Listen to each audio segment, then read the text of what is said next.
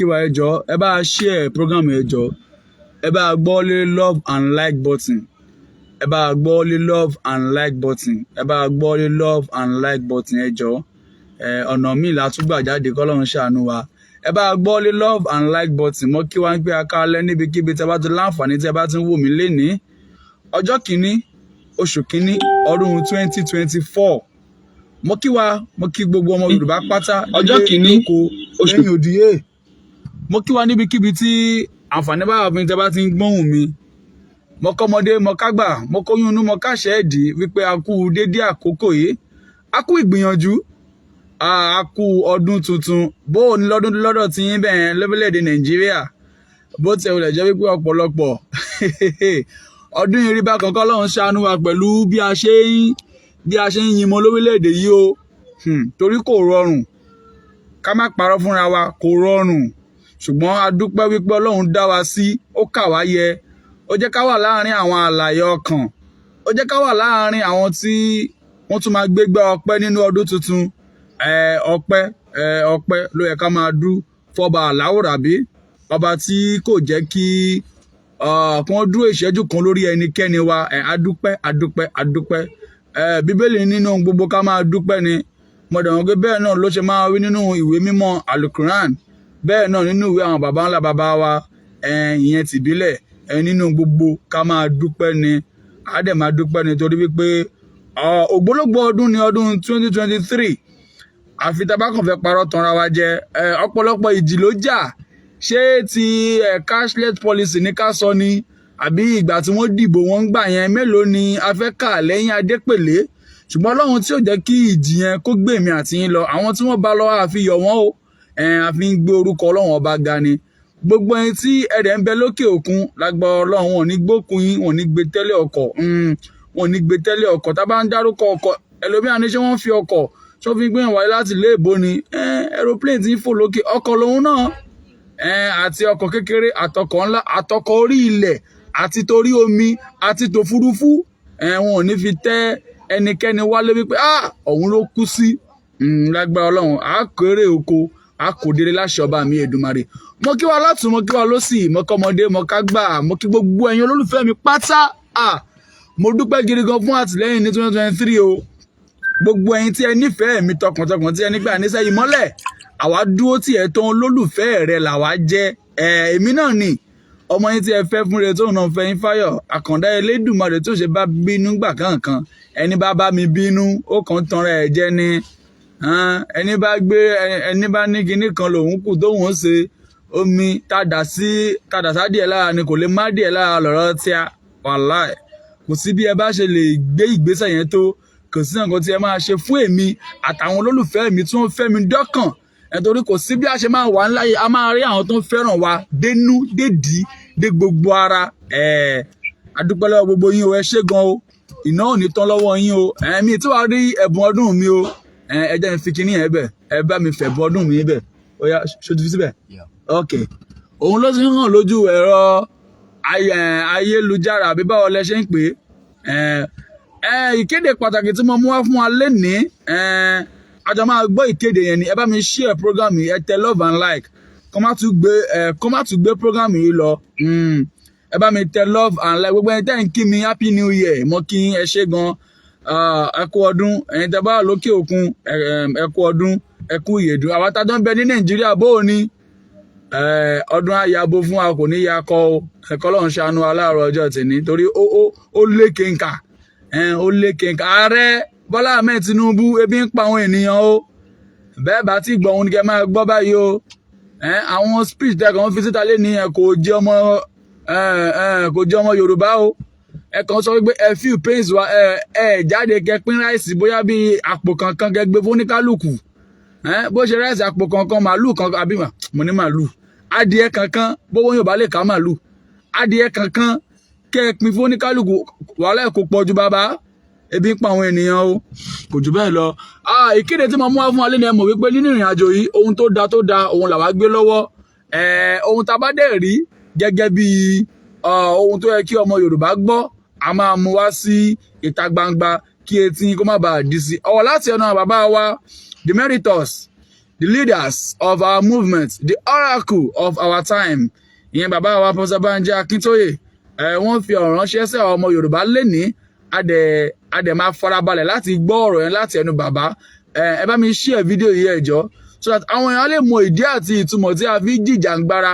Wọ́n á lè mọ̀ wípé àjà nítorí ẹnìkan, àjà láti fi dojú ìjọba kankan bolẹ̀. À ń jà wípé ìgbáyé gbádùn kó lè jẹ́ ti mùtúmùwá, ká lè wà ní ibi tó rọrùn jù báyìí lọ. Because tabakàn fẹ́ pa ọ́ tanra wa. Nàìjíríà ò kì í ṣe ìlú téèyàn máa gbàdúrà fún wípé gbogbo ó ṣe kinní kan, gbogbo á ti fojú rí báyìí wípé ibi tí ọlọ́kàn yẹn wà wá lọ tó ó kù sí ọwọ́ Ọlọ́run ọba, ṣùgbọ́n àwa ti rí wípé ibi tó ń wà wá lọ ibi tí ò yẹ, tí ò dání. Tí a bá ń sọ wípé Fúlàní kan kọ́kọ́ o, kì í ṣe Fúlàní nìkan la fẹ́ fi dá dúró. A fẹ́ dá dúró nítorí wípé ìran Yorùbá ti ń jẹ́ ìran bọ̀ láti ilẹ̀ pẹ̀pẹ̀ kó tó di wípé wọ́n amalgamate wa. Ọdún yìí ló máa pé 110 years tí wọ́n amalgamate ilẹ̀ Yorùbá bọ̀ mọ́ Igbo àti Hausa. 1914 ni Lord Lugard ló so wá pọ̀ gẹ́gẹ́ bí ọkọ àtàṣẹ́dẹ̀. Mọ̀ wípé ìgbéyàwó tí ò bá pé ni èèyàn máa ń pín ni, kò pé wa ni adẹ̀fẹ́ pínyà. Ẹ bá mi lọ YouTube, ó yá òǹdà ní pápápá. Ẹ já gbọ́ láti ẹni bàbá wa. Gbogbo ọmọ Yorùbá lọ́dún tuntun yìí o. Today the first day of January 24. Yeah. A kú ọdún a kú yẹ̀dún o. A dúpẹ́ lọ́wọ́ Ọlọ́run Olódùmarè tó mú wa la ọdún tó kọjá já o. A dúpẹ́ sà. A dẹ̀ ń gbàdúrà pé kó mú wa la ọdún ilé ìjà Àmín. pẹ̀lú bí àtayọ̀ la máa fi parí ọdún tó lé. Àmín. Mo sì kí gbogbo ẹ̀yin ọmọ Yorùbá tẹ̀ ń jà fún ìjàngbara Yorùbá. Pé káwa Yorùbá ká separate kúrò Nàìjíríà ká ní country tiwa lọ́tọ̀. Ẹ gbọ́ mi dáadáa o. A ò jà torí pé I hate any of the peoples in Nigeria. Kò sẹ́ni I hate Nigeria o. À ń jà torí pé ó tàsìkò ká lọ owó tí ò bá pé ní àkíjókòó sí díẹ̀. Bẹ́ẹ̀ni. Owó Nàìjíríà pé àwa Yorùbá o. Irú ìyà tó ń jẹ wá ní Yorùbá lè ní kò lè jẹ wá nílẹ̀ wa láéláé. Ìgbà tá à ń ṣèjọba ara wa ní 1950s, ó tó di pé àwọn federal government tán out of envy of us pé àwọn ọmọ iṣẹ́ lè máa nìkan lọ síwájú tí wọ́n dàrú mọ́ wa lọ́wọ́ ní 1962. Ká ní irú yẹn ò ṣẹlẹ̀ ibi táwa Yorùbá ìgbà wà lẹ́ni ìbàjẹ́ náà ìyà òní máa jẹ wá pé oúnjẹ lásán à lè rà fáwọn ọmọ wa mọ́, à lè ra loaf of bread fọmọdé mọ́. Ǹjẹ́ ẹ ti gbọ́ àárín yẹn? Ẹ gbọ́ wípé ìran Yorùbá ti ń jẹ́ ìran bọ̀ láti ìbẹ̀rẹ̀ pẹ̀pẹ̀. Ó yá, ẹ tẹ̀síwájú. Gàrí lásán gàrí ti dóúnjẹ olówó. Bẹ́ẹ̀ni, bẹ́ẹ̀ bá mọ̀ 700 800 náà ń ta gàrí ike kan sìn. Ẹ já fi compare láwọn ayé ìgbà kan nígbà táwọn kan bẹ́ẹ̀ bó ti ọ̀jọ́ gbogbo ẹ̀ náà bákan náà sì ni, ṣùgbọ́n láwọn ayé ìgbà yẹn gàrí 200 250 mẹ̀kúnnù mu gàrí ó ń yó, ṣùgbọ́n nísìnyí mẹ̀kúnnù gan ò tẹ̀lé rí gàrí, kò lè rí mu mọ́. Gàrí kó máa wọ́n lẹ̀ báyìí ó lè rí ṣàmọ́, ó ti di gold. Ó yá ẹja máa gbọ́ lọ. Ọ̀pọ̀lọpọ̀ náà àwọn Yorùbá tán ra mọ́tò ní wọn lè lépo, wọn lè afford ibi tí owó epo dé lèmi.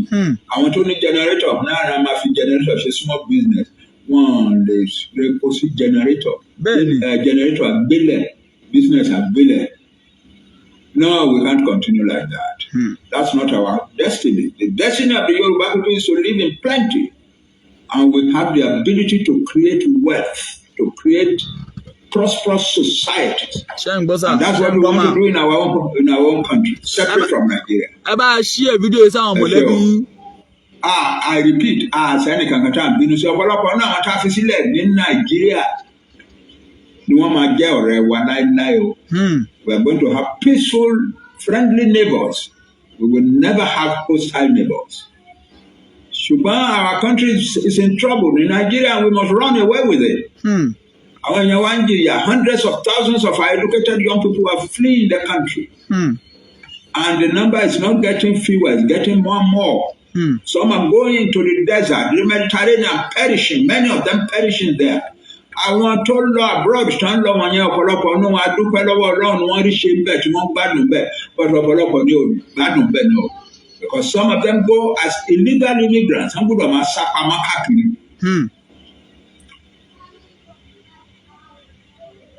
lẹ́yìn yẹn àwọn tó wá kù sílé àwọn èèyàn wá di beggars in the streets crowds of Yorùbá beggars in the streets àwa Yorùbá kì í ṣe beggar no lẹ́yìn eléyìí tó wá burú jù ni pé ọ̀pọ̀lọpọ̀ ọ̀nà àwọn èèyàn wá ti tún wá ń sá kúrò ní ilé away from the insecurity away from the poverty away from the lack of everything. What you want to in neighboring countries, Benin Republic, Togo, Ghana, and so on. What does all of that mean? The Nigerian atmosphere is causing our nation to break up. And we will not let our nation break up. That's our situation. That's our struggle. Then our military sọ pé àwa Yorùbá nation wà lára àwọn tó jẹ́ security threat ní Nàìjíríà wọ́n ní àwọn Boko Haram IPOB then Yorùbá nation ó fẹ́ kàn lọ tú sẹ́nu lẹ́nu wọn torí wọ́n ń purọ́ mọ́ wa àwọn gan mọ̀ pé wọ́n ń purọ́ mọ́ wa láti bẹ̀rẹ̀ láti ṣètò wa tó jẹ́ peaceful struggle and we are doing it peacefully and in a law-abiding manner, under the laws of the international community and under the laws of Nigeria. Nígbà tó a ṣe rally. 2,200 hours. Àkọ́ṣe rally Ìbàdàn, èrò bí 1.1 million 1.2 million ló wà bẹ́ẹ̀. A rò pé a lè rérò bí olè ìlàlẹ́ mọ́. Àwa lọ sí Abẹ́òkúta, àwọn tó wà níbẹ̀ pọ̀jù ti Ìbàdàn. Àwa kúrò ní tẹ Abẹ́òkúta lọ sí Òṣogbo àwọn tó wà lóṣogbo tó wá pọ̀ ju àwọn tó tẹ Abẹ́òkúta lọ. Mo fẹ́ kí a farabalẹ̀ gbọ́ ni o ní kò jẹ́ kí n sọ kankan ẹ jẹ́ á máa gbọ́ tẹ̀síwájú lọ tá bá ti wá gbọ́ tán a máa ṣe àwọn analysis yẹn ẹ bá mi máa share ẹ tẹ love ẹ tẹ like kẹ máa comment ọ̀yá. Kúrò lábẹ́òkúta ní Òṣogbo a lọ sí Àkúrẹ́ àwọn tàkúrẹ́ tó wá pọ̀ ju ti Òṣogbo lọ. Lẹ́yìn náà wá lọ sí Adó Èkìtì irú èrò tí ẹnìkan kan ò rírí ní Nàìjíríà ó wà ní Adó Èkìtì jọ yẹn. About according to estimates 3.1 million people ló wà ní rally Adó Èkìtì. Àní gbogbo rally wọ̀nyí kò sẹ́ni kankan tó farapa kò sẹ́ni tó ju òkúta sí anything kò sẹ́ni tó dẹ́rù bẹ́ni kejì ọlọ́pàá ò mú ọmọ kankan ọlọ́pàá ò dẹ́rù bọ́ ọmọ kankan ò farapa. So àwọn ní Nàìjíríà ó wà ní Adó Èkìtì jọ yẹn. About according to estimates 3.1 million people ló wà ní rally Adó Èkìtì. Àní gbogbo rally wọ̀nyí kò sẹ́ni kankan tó farapa kò sẹ́ni tó ju òkúta sí anything kò sẹ́ni tó dẹ́rù bẹ́ni kejì ọlọ́pàá ò mú ọmọ kankan ọlọ́pàá ò dẹ́rù bọ́ ọmọ kankan ò farapa. So àwọn alàgbà sójà wa tó yẹ ká máa yẹ sí ẹlọ́tọ̀rọ̀ àwa ò kì í ṣe security threat ní Nàìjíríà we are not. Yes, we are not. Ṣùgbọ́n tí mi ò bá fẹnu bá kinní kan ẹ lè sọ pé òpùrọ́ ni bàbá ìyá àtàwọn self-determination struggle ẹ̀. Àwa Yorùbá kì í ṣòpùrọ́ àdà kì í ṣe hypocrite. Yes, of course. Kinní kan wà tó jẹ́ kí tó yàtọ̀ díẹ̀ sí self-determination struggle wa tá a gbọ́dọ̀ ṣe. Òun náà ni wípé a gbọ́dọ̀ defend ilẹ̀ wa against àwọn Fúlàní marauders tó wá attack àwọn èèyàn wa. Tó ń pa ọmọdé, tó ń pa àgbà, tó ń rape obìnrin, tó ń jó abúlé, tó ń destroy oko, tó ń lé gbogbo farmers wa kúrò lórí oko. Tó wá jẹ́ pé tá a bá ṣọ́ra wa Yorùbá for many years to come la máa ní èèyàn after èèyàn famine after famine àwa ò lè afford yẹn. Therefore abẹ ìjọba Buhari kó wá defend wa ọdún ìjọba Buhari ò wá defend wa ṣe ló dàbí pé wọ́n support àwọn tó wá attack wa ni. Ìdí ẹ̀ nìyẹn tá a fi sọ pé àlèlájú lẹ̀ ká máa fìyà jẹ àwọn ẹni wa bí eléyìí ká máa destroy future wa bí eléyìí we have to do something. Ìdí ẹ̀ nìyẹn ẹ má rò pé ó easy pé ó dùn mọ́ wa láti ṣe. Ẹ rò pé ìjọ tí Sunday Igboho tó dìde tó ń lọ sí ìgàngàn pẹ̀lú pé ijó àkàyọ̀ ó fẹ́ lọ jà ní ó mọ̀ wípé risk ńlá lòun take ìjọ yẹn ó dẹ̀ take risk yẹn because he loves the Yorùbá nation. Nígbà tó dẹ̀ débẹ̀ ìjọ yẹn ìtàn kan wà tẹ́ ẹ̀ kì í gbọ́. Ṣé ẹ mọ̀ wípé ara àwọn ọmọ Sẹ́ríkì Ìgàngàn Sẹ́ríkì ní Ìgàngàn ó mú ìbọn lápò ó yìn sí Sunday at point blank. Sunday kan jọ ọmọ tó Ọlọ́run ti secure ni. Òkú ẹ̀ làbá gbé wálé ìjọ yẹn. A ò fẹ́ expose àwọn ọmọ wa sí danger but a fẹ́ fi àwọn èèyàn wa sílẹ̀ kí ìyà máa jẹ wọ́n. A fẹ́ fi àwọn ìyá wa sílẹ̀ kí wọ́n máa rédì wọn lóró. A fẹ́ fi àwọn ọmọ kéékèèké sílẹ̀ kí àwọn Fúlàní máa pa wọ́n lọ́nà school. No, we have to defend our land. We are forced to. It is not that we love to. That's not what we wish to do, but it's what we must do out of love for our nation, out of respect for our nation, out of sense of dignity of our nation. So àwọn tó ń lọ sọ pé àwa security kan lọ parẹ́ kúrò nínú ìwé wọn àwa we are not a security. What the federal government of Nigeria should do is to defend our land, and there will be no Yoruba man, no Yoruba boy or girl going to the bush to go and drive the Fulani away. That's our situation. Our struggle is a peaceful struggle, and it's a struggle that is based upon law. The law of this world and the law of Nigeria says that we can seek to separate our country from Nigeria. That's the law, and we are following that. Ọ̀wọ̀ lẹ ti gbọ́ láti ẹni bàbá wa yẹn. Wọ́n dẹ̀ mọ̀ wípé gbogbo ala mọ̀ gbogbo nǹkan tí bàbá wa ń sọ, because most of you, most especially because èmi náà rí article yẹn ní last week níbi tí àwọn ìjọba ológun wa lórílẹ̀‐èdè Nàìjíríà tí wọ́n ti ń attach wa mọ́ àwọn Boko Haram. We are not a terrorist and are terrorize orílẹ̀‐èdè Nàìjíríà bẹ́ẹ̀ bá mọ̀. Torí kí ìlú tóbi kórílẹ̀‐èdè kó tóbi tó báyìí béèyàn bá lè mójútó èèyàn máa ń pín ni. Ẹ lè mójútó ilẹ̀ Haúsá, ẹ lè mójútó ilẹ̀ Ìgbò, ẹ lè mójútó ilẹ̀ Yorùbá. We have to divide it. That is it. And the essence of us fighting òun lẹ ti ń gbọ́ àjà nítorí wípé àwa nílò ẹfọn recognition àbí pé kinní kan wípé ìgbáyé gbádùn ìfọ̀kànbalẹ̀ ìtura ìdùnnú kó jẹ́ mùtúmùwà nílé lóko lẹ́yìn òde ni. Àní ká má ṣerú lẹ́yìn ẹnikẹ́ni, ká má ṣe rí ọmọ Yorùbá kankan tá máa tọrọ káàkiri mọ́ láwọn ayé ìgbàanì lọ́hùn yẹn. Àwọn ọmọ Haúsá la máa ń gbé bàtà káàkiri só bàtà só gbogbo ẹ̀ káàkiri tó máa àwọn ọmọ àlùmọ́jìrì inú mọ́tò. Ṣùgbọ́n nísìn ìran Yorùbá ní tọrọ jù lórí títì nsìn. Tẹ bá dé títì tó bá sọ̀rọ̀ sí ẹ ìwọ̀gùn wà wọ̀n níbo ni ọmọ Yorùbá ti wá bára wọn báyìí. That is what we are talking about. Our politicians in Tehiri, they don't even care about any one of us. Lẹ́ni tá à ń ṣọdún nísìn, mélòó nu wọn ló wá sí ọ̀dẹ̀dẹ̀ oníkálùkù tó wá fún ní ráìsì kìkan. Nínú àwọn olóṣèlú tẹ̀yìn lọ dìbò fún ní last year ní February ní March. Mélòó nu wọn ló bojú ẹ̀yìn láti ìgbà tí wọ́n ti kúrò ládùúgbò tí wọ́n ń gbé àbí ẹ̀ ti gbàgbé ni. Nígbà tí wọn ò ti débẹ̀, ẹ màmá rí wọn lójoojúmọ́, ọ̀sẹ̀ náà máa wà. Tẹ́ẹ̀rí wọn, mélòó nu wọn lẹ́ ń fojú rí lọ́tẹ̀ yìí. That is what we are telling you. Kò yẹ kí atọ́nidó kó tún tọ́nidó lẹ́ẹ̀mejì mọ́. Àwọn ènìyàn wọ́n mọ ọgbọ́n àti ète tí wọ́n fi mú wa. Àwa ló yẹ ká jí. Àwa ló yẹ ká jẹ́ kó mọ̀ wípé àníṣe iye wa ti sọ. A fẹ́ bá wọn sí lóko ẹrú mọ́. Owó tó yẹ kí ẹgbẹ̀lẹ̀gbẹ̀ orí kó máa pín, kí orí kan kó sì máa dá mábẹ́ àtàwọn mọ̀lẹ́bí ẹ̀. Ẹ rí wípé ìwà ọ̀dájú àti ìkà nìyẹn.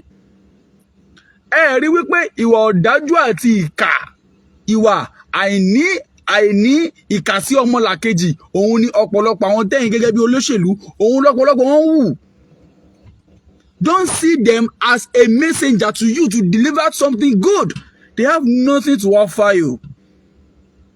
They have nothing to offer than wípé kí wọ́n destroy gbogbo nǹkan tí a ní kí wọ́n tà á, kí wọ́n sọ ọmọ Yorùbá, kí wọ́n sọ di ẹni ẹ̀yìn, kí wọ́n tún máa lọ sí oko ẹrú ẹlẹ́ẹ̀kejì.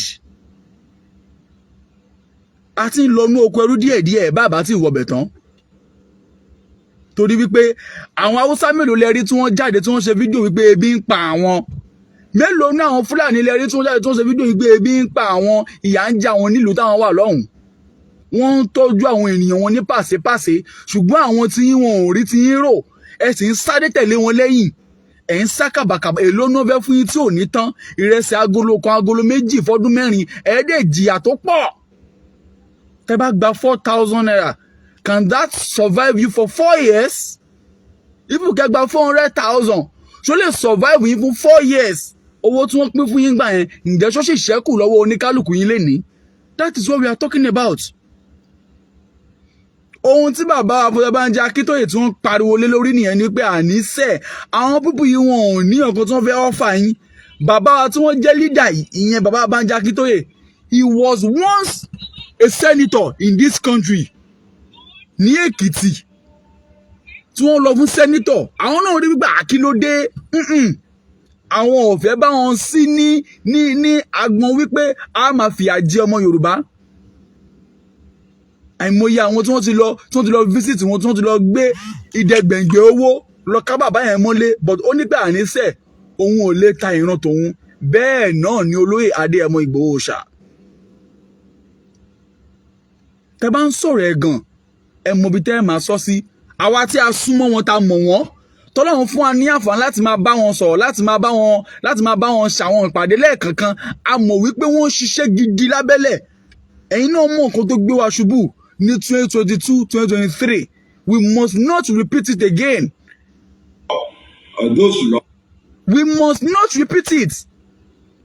ẹ mọ̀ nǹkan tí ojú wa rí pẹ̀lú àwọn ìyá ẹlẹ́sẹ̀ òsì àwọn ìyá ẹlẹ́sẹ̀ tínrín tí wọ́n dé tí wọ́n sọ pé àwọn ti declare orílẹ̀-èdè and they call themselves 2022 son because èmi ò ní dárúkọ wọn àwa ò ní promote wọn mọ́ ní 2024 ẹ̀yin tẹ́ wà lẹ́yìn wọn ó yẹ kí ìyè yín ti ṣí nígbà tí ẹ sì ti ráyìn mọ́nu bondage 2 years what are your achievements àwa lè tọ́ka sí ohun mẹ́ta táwa achieve ní 2023 ṣe lè ka tí wọ́n ní tí a bá ka ẹrú inú ẹrú á sì bàjẹ́ gbogbo ẹni tí ẹ wà lẹ́yìn ìyá yẹn lára ẹrú ni yín ẹrú ní ọ̀pọ̀lọpọ̀ yín ẹ mọ̀ ní. mi ò lè dá yín lẹ́bi òǹgbẹ ilẹ̀ yín ló ń gbọ́n yín because all of you are testing to have your land quickly ara àwọn ọ̀nà tí a ti ṣe mistake nìyẹn tí yẹn fi ráyè wọlé sí wa lára. bẹ́ẹ̀ bá mọ̀ iṣẹ́ ń lọ lábẹ́lẹ̀ gidi gan every day every night àwọn bàbá yìí wọn ò sún wọn wo lára ẹ̀ náà ní rédíò tí a gbé jáde ní last year and adẹ̀ ń bẹ̀ yín tí ẹ wà lókè òkun tí ẹ bá fẹ́ ra rédíò yìí lọ́pọ̀ láti fi support àwọn ènìyàn wa nílé you can get in touch to us gbogbo ìgbèríko tó bá yẹ kó dé ó máa débẹ̀ tí ò ní séyìí tó máa ṣẹ́kù òmìnira táwa ń jà fún àjà fún wípé torí pé ẹ̀yà wa ti wà ń bẹ̀ à ń jà fún kí ẹ̀yà Yorùbá kó tó débẹ̀ làwa ti dúró tán tá bá stop rally ní last year ó ní reason Yorùbá ní ìbùkún ni fọ́mọ ọ̀dọ̀ náà tó fi ọgbọ́n ṣe é àwa fi ọgbọ́n ṣe ni kì í ṣe pé a gba àbẹ̀tẹ́lẹ̀ àbí a gba nǹkan kan látọwọ́ ẹnikẹ́ni our rally will be ó máa roll out ní yé yìí 100 rally wa máa bẹ̀rẹ̀ ní pẹrẹ oní ọdún tí a wà yìí torí wípé kí ẹ má bàa sọ wá lẹ́nu pé àṣejù wa pọ̀ la fi fún yín láyè kẹ́ ṣe tí kò dẹ̀ kì í ṣe àwọn òṣèlú Nàìjíríà la fún láyè àwọn nǹkan ó ti ń yé àwọn tó ń gbọ́ mi báyìí àwọn nǹkan tó jẹ́ pé time tá a bá gbé plant wa jáde làwọn náà máa ń nọṣẹ́ wọn síta gbangba àwọn yẹn la fún láyè gbóyá àrà tí ẹ bá fẹ́ dá ní 2023 àwa fún yín ẹ dá a dẹ̀ fi wọ́n lẹ̀ gbogbo ilẹ̀ dẹ̀ rí àrà tí wọ́n ń dábọ̀ láti February wọ April wọ May wọ August wọ November títí wọ last year December ìyá òpin ó ti dé bá gbogbo ìrìn àjò rẹ ní December 31st ìyẹn àná tó bá gbìyànjú láti gbé ọwọ́ kọ́wọ́ ní 2024 yìí wá kábùkù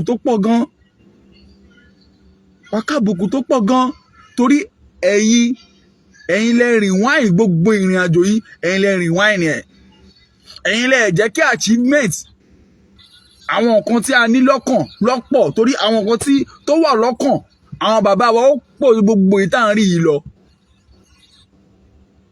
but a máa ṣe lẹ́sẹẹsẹ ni òun lẹ ti gbọ́ to the Nigerian army we are not the terrorists àwọn bandits yìí àwọn Boko Haram yìí tó yẹ kẹ́ máa lọ dojúkọ lọ́bẹ̀ àwa olókùn tó wá ń lé káàkiri a kì í ṣe terrorists and we have rights láti jà fún self determination a ní right sí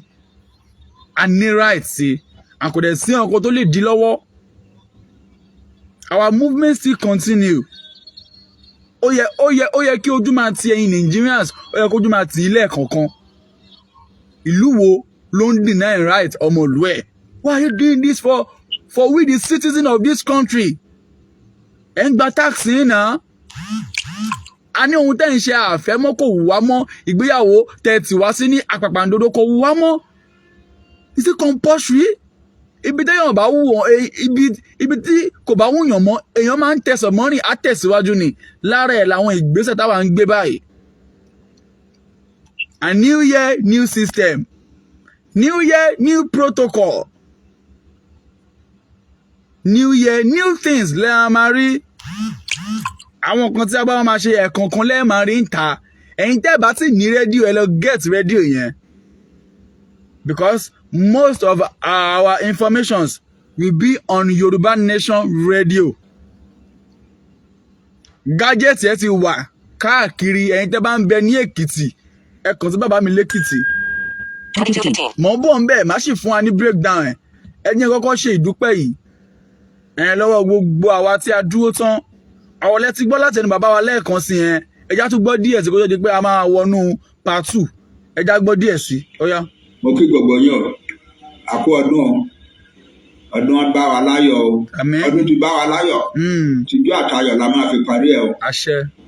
mo kí àwọn ọmọ kéékèèké particularly tí wọ́n ti mọ nǹkan tá à ń ṣe pọ̀ tó já wọn là ń ṣe fún. bẹ́ẹ̀ ni. adúpẹ́ lọ́wọ́ Ọlọ́run. bẹ́ẹ̀ ni wọn létí mọ́ báyìí. ìwé àmọ́dún àti máa wà ní kọ́ńtì tiwa o. àmín àmín. Ọlọ́run ló ní ká lọ ja ìjà yìí. And we must fight with faith and hope in the power of the living God to achieve anything in the world. Now we know that his mighty hand is raised up in defense of our.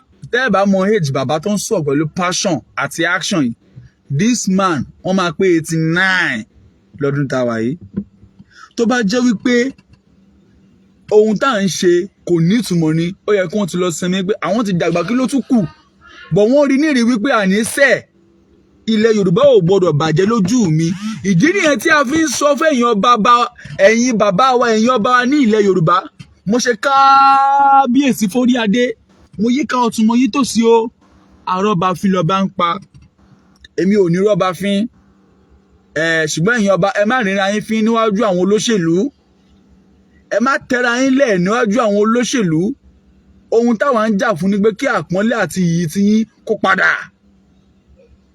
àṣà àti ṣe wa kó padà àfẹ́ kó máa rí ọba kankan kó máa rí yín fún ẹ̀yin tí ẹ jẹ́ àgbààgbà ní ilẹ̀ Yorùbá àfẹ́ àrífín fún anybody yín kò sóhun tó burú jù tí ẹ bá jáde tí ẹ bá support bàbá yìí bàbá yóò béèrè ipò lọ́wọ́ ẹnikẹ́ni kò ní pé bí wọ́n gbẹ́gẹ́ fóun ní kankan àní kí ìgbáyé gbádùn kó wà ní ilẹ̀ Yorùbá ni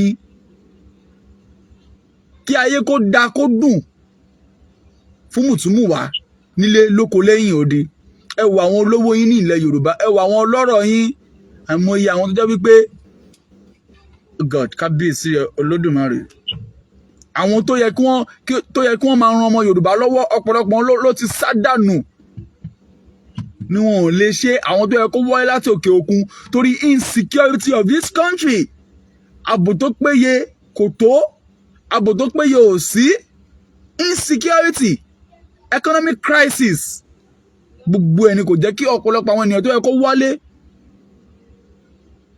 adẹ̀ ń sọ wípé báyìí láṣẹ máa bá lọ ọba tó jẹ tí ìlú da orúkọ ò lè parẹ́ níwèé ìtàn bẹ́ẹ̀ náà ọba tó jẹ tí ìlú bọ́ sí ìdàkejì orúkọ ò lè parẹ́ nínú ìwé ìtàn bó nírèsé bàbá Akíntóyè ò bá fi ń gbámọ́ èyí tó ń fínlẹ̀ yóò lè parun bó nírèsé olóyè Adéyẹmọ Ìgbòho òòṣà ọmọ aládìkú tí ò bá fi gbámọ́ èyí tó ti fílẹ̀ tó fẹ̀mí ẹ̀ lélẹ̀ wípé àníṣe mo fẹ̀mí mi lélẹ̀ fún ọmọ Yorùbá èyí tó fílẹ̀ ò lè ever parun nígbà tí ẹ bá lọ tán kí la máa san pa yín nígbà tí ẹ bá papòdà kí ni nǹkan tí àwọn máa sọ wípé ohun báyìí ni ọba yìí gbé ṣe o nígbà tí à ń jìjàǹgbara àbẹ́ ẹ̀ mọ̀ wípé gbogbo nǹkan pátá ló máa ń padà wá dé ìtàn ẹ kò tán rélẹ̀ kí ẹ tó lọ ẹ̀yin ọba wa ẹ̀yin àgbààgbà ẹ kò tán rélẹ̀ kí ẹ tó lọ ẹ kọ ìtàn rélẹ̀ kí ẹ tó fi ilẹ̀ Yorùbá sílẹ̀ kó má jẹ́ pé nígbà tí ẹ bá lọ tán àwọn àrọ́mọdọ́mọ yẹn máa gbé iṣẹ́ èpè tó jẹ́ wípé ẹ̀ ní sinmi níbi tí ẹ bá wà ohun táwa ń ṣe yìí àwa ń ṣe wípé a fẹ́ kí ìgbáyé gbádùn kó wà fún oníkálùkù ni that is what we are fighting on. àwọn ọmọdé máa ń sọ fáwọn ènìyàn àwọn kan bá mi fà ní last week àwọn míì wọ́n tún bá mi fà lé nínú gúrùpù kan tí mo wà ohun tí mò ń ṣe mi ìjìjàngbara nítorí owó mi ìjà nítorí ipò mi ìjà nítorí nǹkan kan ṣùgbọ́n mò ń jà nítorí pé ó wù mí ohun tó wù mí láti ọkàn mi láti ṣe ni àǹtí mo dẹ̀ ní bìlíìfù náà pé nígbà tó bá délẹ̀ tán gbogbo apáta la máa jẹ àǹfààní ẹ̀ tó pọ̀ lọ́pọ̀ yanturu tó bá jẹ́ wípé ohun tí mò ń rí ohun tèmi ń rò ohun lọ́pọ̀lọpọ̀ ń rò ní kábíyèsí Olódùmarè gbogbo ẹni tí ojú yín ò ti ṣí sí ìjàngbara ojú yín á ṣí o àgbàṣe méjì pé ká máa enlighten yín lọ àádẹ́ sì máa enlighten yín the word of advice á sì máa mú jáde fún yín kí iye yín kó lè ṣí kí ẹ bá lè mọ̀ wípé inú òkùnkùn lórílẹ̀‐èdè Nàìjíríà tí ẹ wà inú òkùnkùn ni ká gba ilẹ̀ Yorùbá gangan ní ìmọ́lẹ̀ ká gba ilẹ̀ Yorùbá ohun gangan ní ìmọ́lẹ̀ we have nothing to lose tí a bá gba ilẹ̀ Yorùbá tán we have nothing to lose mark my word and we have nothing to gain tí a bá ṣe wà nù Nàìjíríà we have nothing to gain we have nothing to gain in it. ọmọ oníjù bẹ́ẹ̀ lọ ní agbọn tibẹ̀ yẹn ìdúpẹ́ mi fún gbogbo ọmọ Yorùbá pátá nídìílóko lẹ́yìn odi gbogbo ẹ̀yin tí ẹ support ìmọ́lẹ̀ Yorùbá tí ẹ dúró tán lọ́dún 2023 mo mà ní jáyín kulẹ̀ ẹ máa kẹ̀ èmi mo ti wà nínú àjò láti 2021 and not going back táwa ń sọ kì í ṣe lórí ẹnu lásán kì í ṣe lórí ahọ́n no going back àti ọkàn wa ni tí àdẹ̀lé ever padà nínú ohun tá à ń jà fún àwa ò ní disappoint yín gbogbo ẹ̀yin media tí ẹ dúró tán gbogbo yín pátá ni a dúpẹ́ lọ́wọ́ yín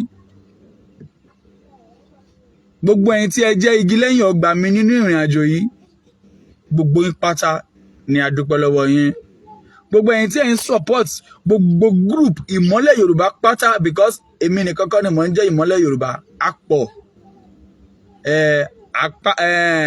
báwo náà ṣe máa ń pè ní Yorùbá náà ẹ jẹ́ n kú lò ní English ohun tí mo study nìyẹn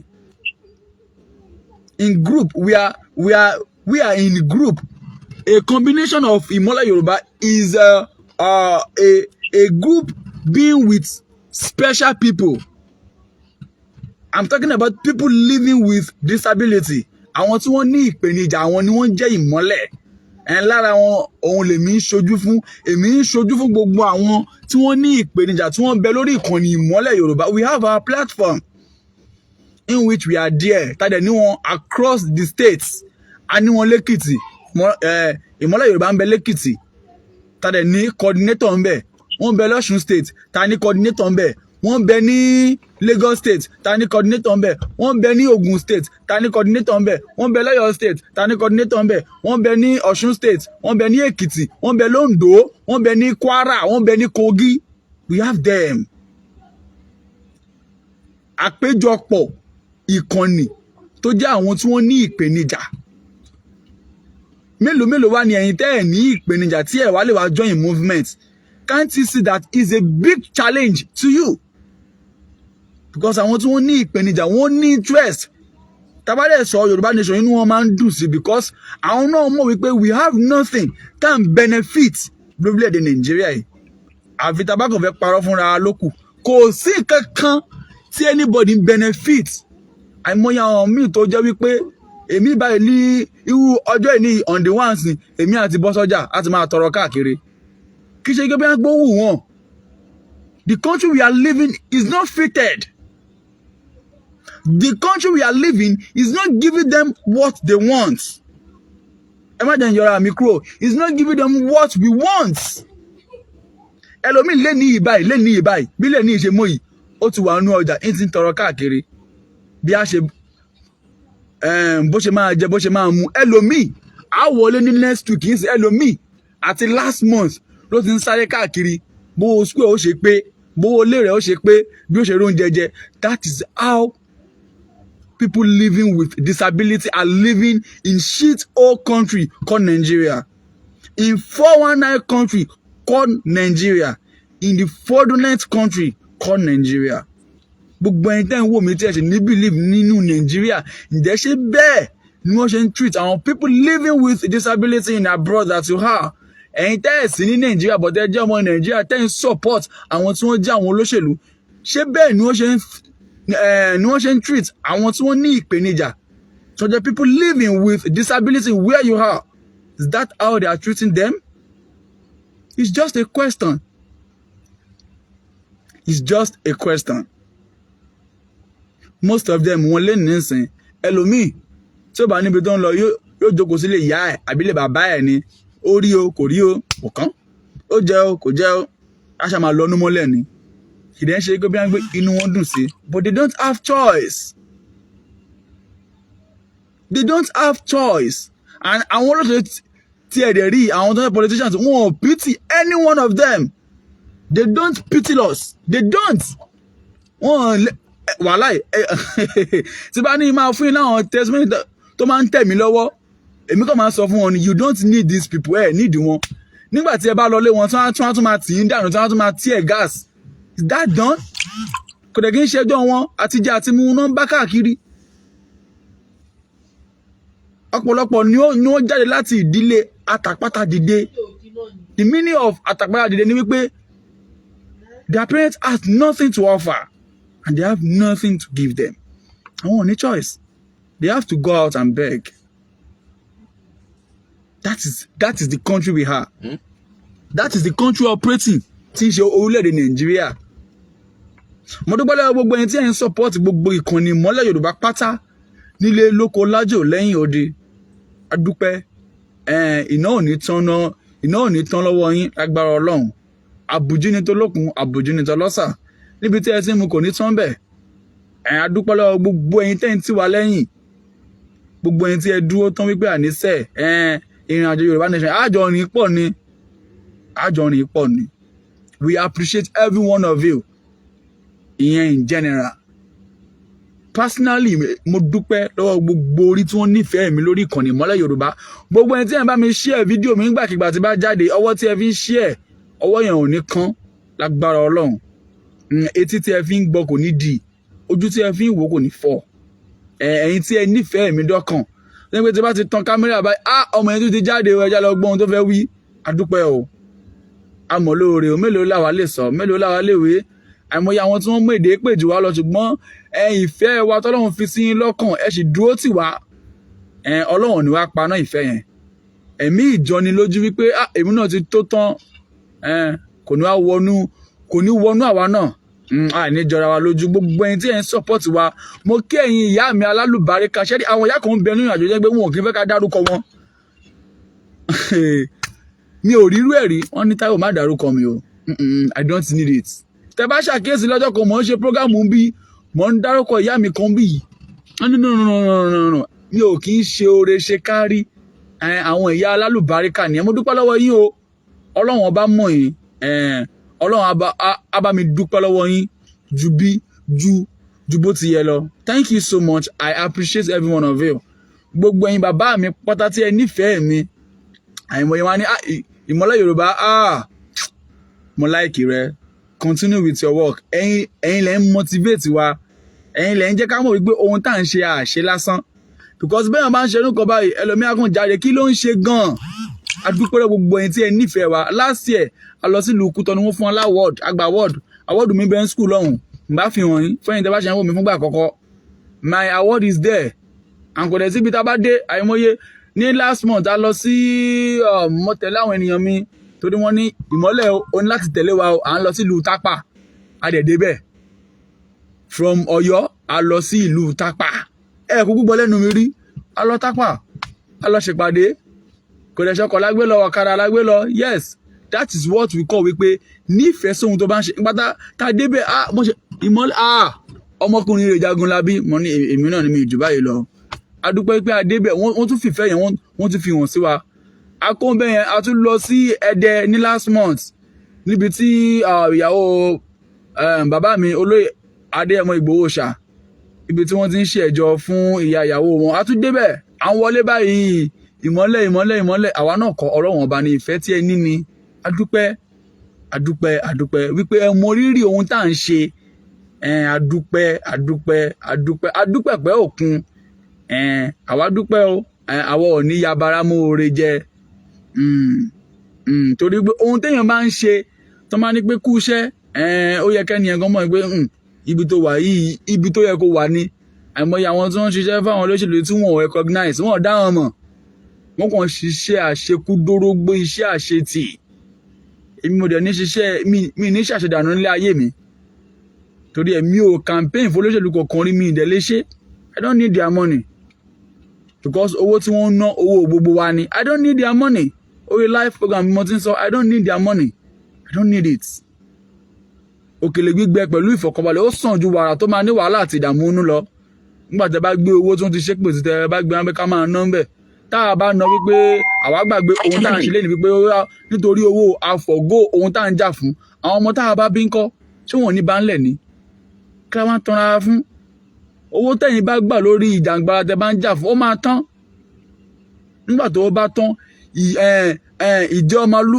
ìjọ ọmọlúàbí ló máa kù torí ẹni kì í jẹ́ kówó ẹ̀mí lójú èló ni 10 million ni ó 100 million kò wọ̀ mí lójú mo mọ̀ wípé owó tèmi máa ní ó máa jù bẹ́ẹ̀ lọ ẹnìkan ò lè ní tèmi mọ́ tiẹ̀ that is my own belief nígbà tí mo sọ fáwọn tèmi kan lẹ́nu tí wọ́n ní ìwọ́kẹ̀ tí wọ́n bá ní wọ́n máa fún ẹni $1 million lóṣù kìíní kan mo ní ẹgbàgbé ẹ̀ wẹ́ normally mọ̀lẹ́bí tó oníkàgùn ti jáde ó ṣọ̀tọ̀tọ̀ àṣẹdẹ̀ rí ohun tó oníkàgùn dẹ̀ ń lé ó yàtọ̀ bàdẹ̀ ṣe ní ìtẹ́lọ́rùn síra wa tó ó yàtọ̀ mo ṣe wáyé kéèyàn fún mi ní 1,000 naira máa dúpẹ́ lọ́wọ́ ẹ̀ bíi pé 100 million ló fún mi tó ké mi ò ṣiṣẹ́ sí lọ́wọ́ kó tó fún mi 1,000 naira that is mine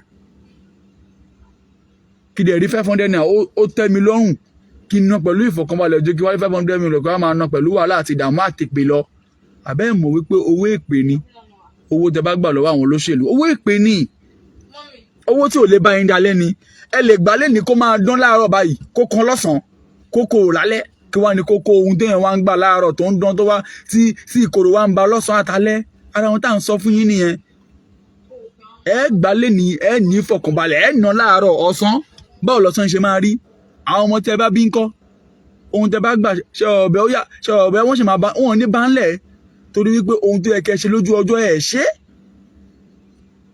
and I don't need all those things èmi ò ní ìdí ẹ̀ ohun tí mò ń jà fún yín ó tẹ́ mi lọ́rùn mi ò já nítorí owó mi ò já nítorí ipò mi ò já nítorí nǹkan kan tá a bá fi àkísà jìjàngbara tó bá padà yá tí ọrọ̀ ẹ̀ bá dé a máa fi ohun tó da tó ní kìmí inú ayé a máa fi ṣe kíni a máa fi jẹ́ ọrọ̀ ìjàngbara nígbà tó bá délẹ̀ tán tá a bá gba Yorùbá nation tán gbogbo ohun tá à ń jà fún lẹ́nu ó máa jù bẹ́ẹ̀ lọ gbogbo peanut tó ń tẹ oníkálukú yín lọ́wọ́ tẹ ọ̀bí owó gidi lẹ́ ń gbà tí a bá gbọ́n ohun tá a nígbà tó bá tẹ̀ wá lọ́wọ́ tó ó máa jù bẹ́ẹ̀ lọ kí lẹ wá ń sáré àsápajúdé fún owó tẹ máa gbà tẹ máa ná tẹ ẹ mọ àwọn tó máa bá yín ṣe kinní fún tó bá padà dọ́jọ́ ọ̀la Akérédolú ló kù yẹn owó tó ní kòkó lọ́sọ̀rùn Akérédolú ló kù yẹn owó tó ní kòkó lọ́sọ̀rùn ẹ̀yin tí ẹ jẹ́ ọlọ́rọ̀ bọ̀ kìnní tí ẹ lówó láwùjọ ẹ come ẹ join movement ẹ darapọ̀ ẹ support ọmọ Yorùbá àwọn ọmọ ìyá yẹn ẹ support wọn ká lè gbé ìgbé ayé gbádùn tó ní ìtumọ̀ ẹ lọ sórílẹ̀-èdè Benin Republic ẹ lọ sí Benin Republic ẹ lọ síbẹ̀ lásán ẹ lọ wo bí ìfọ̀kànbalẹ̀ bó ṣe jẹ́ tiwọn nígbà tí a lọ bẹ̀ lọ́jọ́ o èmi àtàbúrò mi a sì ròyìn ẹ̀dẹ̀ ní ìfọ̀kànbalẹ̀ ń bẹ iná wà ń bẹ omi wà ń bẹ oúnjẹ wà ń bẹ owó Nàìjíríà tó wá fọ́ lẹ́gbẹ̀ẹ́ owó Benin ṣé kò wáyé kójú máa ti Nàìjíríà ẹ̀dẹ̀ ń pẹ́ ní giant of Africa lawless country ìlú tí ò kí ń bọ̀ fófin ìlú yẹn lẹ́dẹ̀ nígbàgbọ́ nú ẹ̀. I'm assuring you mò ń dá yín lójú àwa olóhùn ìjà o ìdí nìyẹn ohun tá a lè ṣe láti ṣe yìí lóhùn ìjà ní kankan but wípé ká advice ká jáde ká ṣe awareness àwa máa ṣe àrẹ̀ṣẹ̀ máa continue and nothing can stop us nígbà tí àbá ti dé ẹ̀yin agbófinró lọ́wọ́ ẹ̀yin agbófinró òfin náà ní kẹ́ máa gbórí ohun ò ní kẹ́ gbófin ṣubú o bó ti ọ̀jẹ̀ wípé àjẹbánu yín ti pọ̀ jù most of you bribe ti bà ayé yín jẹ́ tó bá ti fún yín ní better life 50 naira 100 naira ó ti tán ìṣòro ayé yín ẹ̀ẹ́dẹ̀ ro ọjọ́ ọ̀la àwọn ọmọ yín ẹ̀yin ọlọ́pàá ẹ̀yin custom ẹ̀yin army gbogbo yín ẹ ro ọjọ́ ọ̀la àwọn ọmọ yín ẹ̀yin tẹ́ bá ti bímọ tẹ́ bá tẹ̀ wá rò wípé ẹ̀ ní bímọ mọ́ ẹ rò wípé lọ́jọ́ kan ẹ lọ àwọn mọ̀lẹ́bí yín sì wà ńlẹ̀ ohun tí oníkálukú bá gùn lẹ́nu ló máa ka o mo dúpẹ́ lọ gbogbo yín o gbogbo ẹ̀yin tí ẹ dúró tì wá gbogbo ẹ̀yin mídíàs pátá ẹjọ́ ń lo èdè bàbá mi olóyè Adéyẹmọ Ìgbòho ṣá gbogbo ẹ̀yin mídíàs pátápátá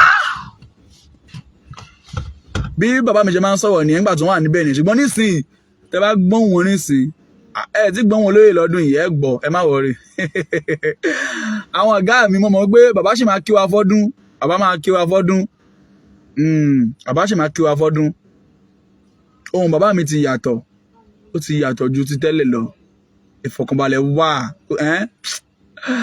akí gbogbo ẹ̀yin mídíà sí ẹ dúró tì wá gbogbo ẹ̀yin tí ẹ ń stream Yorùbá Nation Yorùbá World Media Home Based Media YSDM everybody pátálákì everybody pátápátá mi ò lólódì ẹnìkan kan nínú gbogbo mídíàs tó ń dúró tán lẹ́yìn olóyè Adéyẹmọ Ìgbòho ṣá àti bàbá Bánjí Akíntóyè ní o ẹ̀yin tí ẹ bá jẹ́ third party lọ́hùn tí ẹ bá wà ní part 2 tẹ bá jáde tán àwa máa fún yín jẹ tán ni àárí ti ń rò ẹbú ẹgbẹ́ kan náà ẹ̀yin tí ẹjọ́ ọmọ kọlà ń kí gbogbo ẹ̀yin commentators pátá tẹ máa ń kọ́mẹ̀ntì dáadáa àṣọ ẹ̀yin tẹ máa ń kọ́mẹ̀ntì òṣì o adáyín mọ́ o ẹ̀yin tẹ máa ń bú wa gbogbo ẹ̀ la máa ń rí o tẹ bú wa tẹ ṣépè lọ rẹ́gẹ́dẹ́ ẹ̀yin lẹ́mọ̀ èyí tẹ ẹ ṣe lánàá ara làwa fi ń sanra ni gbogbo ẹ̀yin tí ẹ fẹ́ wa tí ẹ ń kọ́mẹ̀tì dáadáa kí yín agbára Ọlọ́run kò ní bàjẹ́ fún yín gbogbo ẹ̀yin tẹ̀dẹ̀ máa share fídíò wa gbogbo ẹ̀yin tẹ̀dẹ̀ máa tẹ love and like ẹ̀yin lágbára Ọlọ́run wọ́n máa like wọ́n máa love yín ni o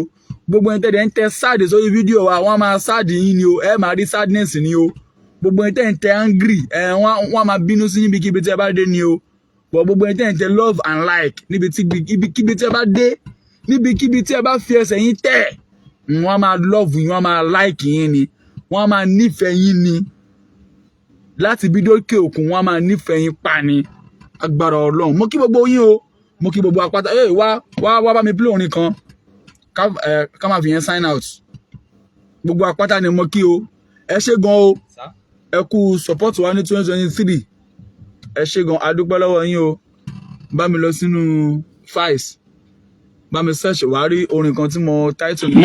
mo lè sọ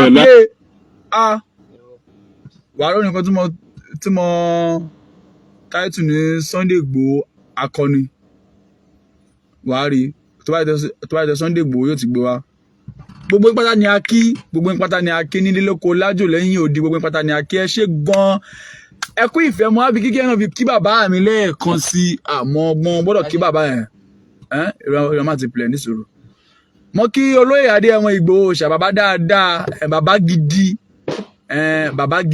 bàbá alálùbáríkà bàbá tí wọ́n fi ń tọ́ bàbá ni bàbá yẹn mo kí yín ẹ kú ìfẹ́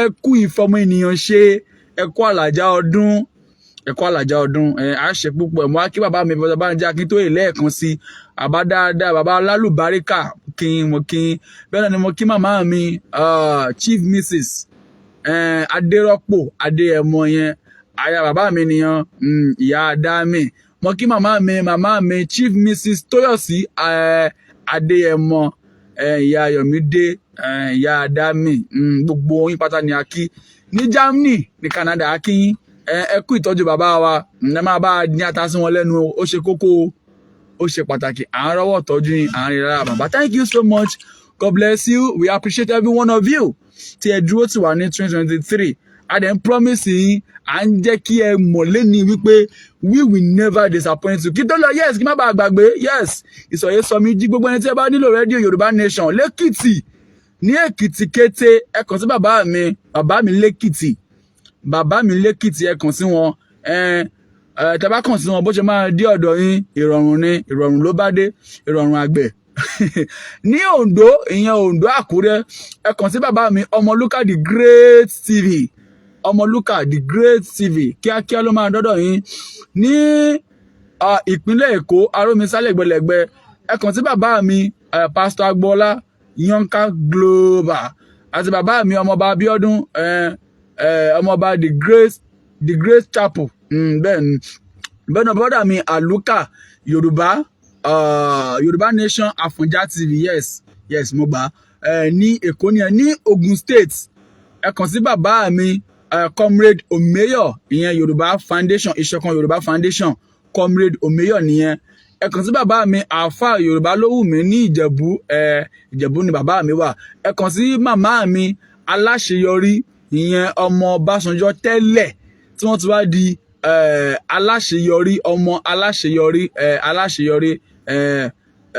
ẹ kàn sí wọn ní Ọ̀yọ́ State ẹ kàn sí mi Ìmọ́lẹ̀ Yorùbá Táíwò Thomas ẹ kàn sí mi bó ṣe máa di ọ̀dọ̀ yín ìrọ̀rùn ni ẹ̀ńdà lọ́ṣùn State náà ẹ kàn sí bàbá mi lẹ́kìtì bó ṣe máa dọ́dọ̀ yín wọ́n máa direct ẹnìkan bó ṣe máa dé ọ̀dọ̀ yín gbogbo ẹ̀yin tí ẹ jẹ́ àgbààgbà pátá ni a kí o láti òkè dé òkè gbogbo pátá ni a kí tí ẹ bá ní ọ̀kan láti bá a sọ +234 8062691014 tí ẹ bá dẹ̀ fẹ́ fi nǹkan ránṣẹ́ sí wa òun lẹ ti láti ní ojú screen yẹn bó jẹ́ owó dátà ni bó jẹ́ owó káàdì ni èyí tẹ́ bá fi ránṣẹ́ ò tẹ́ wa lọ́rùn káàkiri fi ṣe kí ni ká fi mẹ́ndẹ́mẹ́ndẹ́ ọdún ni 14333157110 òun lẹ ti wò lójú múùmáwòrán yìí yẹn ẹ ṣeun kẹjẹ máa fi orin yìí sign out bá mi jórin yẹn jẹ́ kó máa lọ lẹ́sẹ̀lẹ́sẹ̀ bóyá bá mi jórin yẹn òun dà.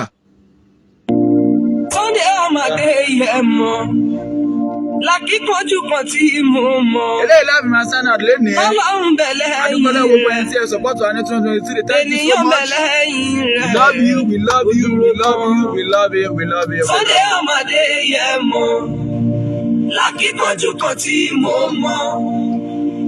Ọlọ́run bẹ̀lẹ̀ yìí rẹ̀. Ènìyàn bẹ̀lẹ̀ yìí rẹ̀. Àwọn kan jagun wọn dẹ̀ kú sí ibẹ̀. bẹ́ẹ̀ni. Àmọ́ kọ́mọdé yẹn mọ orí bẹ́ẹ̀. Sunday ọmọdé yẹn mọ. Ṣọlá ni tọ́lọ́ ń bàbẹ̀ lẹ́yìn rẹ̀. Kò sọ́gun kógun tó lè jà. Tí kò ní borí iṣẹ́ ẹ̀ mọ́. ẹja jíjọ ọdún díẹ̀ ká tó lọ. ẹja jíjọ ọdún díẹ̀ ká tó lọ. Òun lakíkanjú kan tí mo mọ̀. akíkanjú ni òòṣà. Ọlọ́run bẹ̀ lẹ́yìn rẹ̀. akọni ilẹ̀ Yorùbá. Ènìyàn bẹ̀ lẹ́yìn rẹ̀. ẹfẹ́ ẹ̀kọ́. ó wù yí kò wù yí akọni tiwa nìyẹn. àwọn kan tó lọ́ọ̀bì. wọ́n ti gé tiwa lọ àgbọ̀n kankan mọ́ o. Ọlọ́run bẹ̀ lẹ́yìn rẹ̀. ẹ bá ṣe pé jù fún bẹ́ẹ̀ ẹ bá ṣe jù bẹ́ẹ̀ lọ fún lọ́ọ̀bì. mo rántí kí tó lọ mú kí gbogbo èèyàn abanijẹ́ o gbogbo ẹni tí ẹ bá jẹ́ 2023 gbogbo ẹni tí ẹ bá olóyè Adéyẹmọ Ìgbòho ṣàìjẹ́ gbogbo yín la kí o ẹ̀yin náà nípìn àti ìpín àti ipa 2023 náà ní akínyẹ ṣé o ẹ kú ìbàjẹ́ o òun ti gé tiwa lọ o wàhálà. Ilé tí mò ń sọ nípa ẹ̀. wàhálà ẹ̀. Akíkanjú lorúkọ ẹ̀. Òun lọkọ̀ọ́rọ́ kọ́ nílùú Jámánì. Òun ni bàbá Dámì tí mò ń sọ. Àwọn kan ti jagun tó ń bógun lọ. Ṣùgbọ́n tọ́mọdé yẹn mọ orí bẹ́ẹ̀. Dúpẹ́ lọ́wọ́ orí rẹ̀ o. Tó ṣe ẹni ẹ̀ṣà. ẹ appreciate wa o. Tó ṣe ẹni ọ̀tọ̀. Ìwọ lẹ́ni tí mo mọ̀ tó dúró tán. Sunday ọmọdé yẹn mọ̀ lákìkanjú kan tí mo mọ̀. Tọ́lọ́run. mo kí gbogbo ẹ̀yin mídíà sílẹ̀ kan ṣe wàhálà kò easy dátà tá à ń lò fi ń ṣe program kábíyèsí Olódùmarè mo kí wa o kò ní sú wa kò ní rẹ̀ wá o, kò ní sú wa kò ní rẹ̀ gbogbo ẹ̀jẹ̀ ń support wa bí tí ẹ ti mú kò ní tán o, ẹ ṣé o wa dúpẹ́ o gbogbo ẹ̀jẹ̀ ń bẹ lókè òkun tẹ́ ń support wa thank you. wọ́n lè bá ti wọ́n lè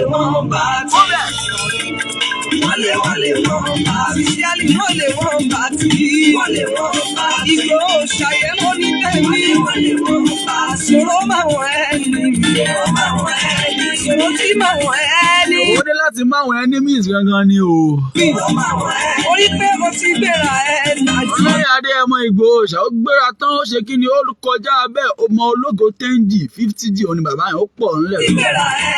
Ó ti gbéra ẹ̀ nàjú. Ó 2024 ọ̀rẹ́ mi ènìyàn mi ṣọ́ni bárẹ́ ṣọ́ni bárìn ṣọ́ni bá ṣe àwọn tí ó bá báyìí 2023 tí wọ́n bá ní ipa gidi inú ayé rẹ̀ ó já wọn jù yán lẹ̀ kó ṣe kí ni kó tẹ̀síwájú pẹ̀lú ìgbésí ayé rẹ̀.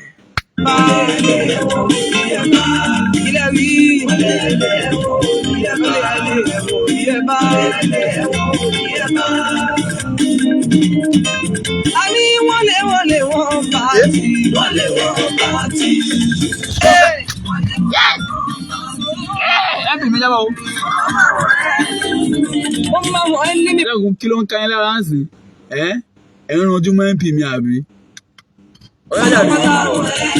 Ìṣòro táwọn ẹni mi.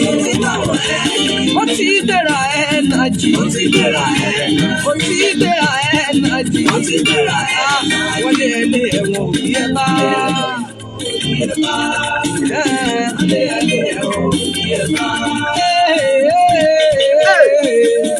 Ìgbò ṣàjẹ́ sáré bá ẹ délé àwọn bàbá rẹ̀. Ṣèbí wọn lọ́mọ alábẹ́rẹ́ mẹ́ta. Ọ̀kọ́ tẹ̀ ẹlẹ́kẹ̀tẹ̀ ẹ̀wẹ̀ la fi ránṣọ. Sunday Igboho ṣàfihàn la fọ́pù ìgò tí ó dúró ti kọ́ra. Ẹ ṣe o bá di méjì nínú Igboho. Àbá fi kọ̀ọ̀kan bọ́ sí. Àbájá fi kejì rẹ̀ bọ́ sàn ọ̀yà. Àbáwá mú ya ẹṣin lẹ́rú. Pípẹ́rú gbogbo ní sanwó ẹ̀ṣẹ̀ nínú bàbá tiẹ̀. Orí ló yẹ ọmọ ló yẹ ká máa pè é Sunday. Ọ̀pọ̀lọpọ̀ nínú Jámánì ní Sunday. Àbádá mi lọ́lá ni wọ́n máa pè é òṣè. Orí ló yẹ ọmọ ló yẹ ká máa pè é Sunday. ọba tó ní. Still battery. Please charge. Àgbọ̀tán. Máa wọlé. Ọlọ́run tó dá yòrùn tó ní kí ẹ sílẹ̀. Ti parí ètò gan, ó ṣé o. Dàkúsá máa bá ṣẹ̀rẹ̀ lọ.